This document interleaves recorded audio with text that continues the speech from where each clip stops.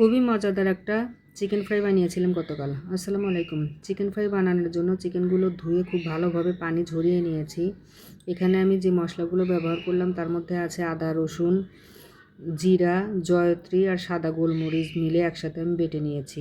দিয়ে দিয়েছি পরিমাণ মতো লবণ আর লাল মরিচের গুঁড়া, লেবুর রস। এগুলো সব কিছু দেওয়া হয়ে গেলে ভালোভাবে চিকেনের সাথে আমি মিশিয়ে এগুলো 3 ঘন্টার জন্য ম্যারিনেশনে রেখে দেবো।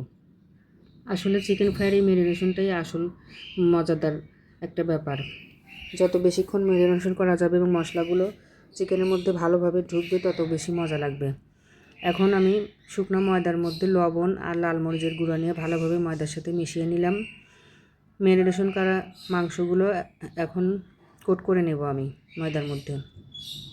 ময়দা দিয়ে এভাবে ময়দা দিয়ে গড়িয়ে নিয়ে চেপে চেপে ময়দাগুলো লাগিয়ে দেবো চিকেনের গায়ে।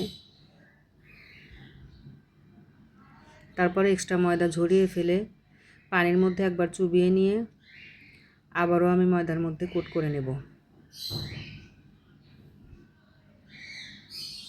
সবগুলো মাংস আমার এভাবে কোট করা হয়ে গেলে পাশেই চুলায় আমি তেল গরম দিয়ে রেখেছি, এখন ভেজে নেব। আমার মাংস কোট করা হয়ে গেছে, চুলায় তেলের মধ্যে দিয়ে দিলাম। এভাবে ঘরে চিকেন ফ্রাই বানালে খুবই মজাদার হয়। উপরে খুব ক্রিস্পি হয় আর ভিতরে জুসি জুসি থাকে, খেতে খুবই মজাদার হয়। আমার চিকেন ফ্রাইটা হয়ে গেছে, খুব মজাদার চিকেন ফ্রাই। আজকের ভিডিওটা এ পর্যন্তই। আল্লাহ হাফেজ।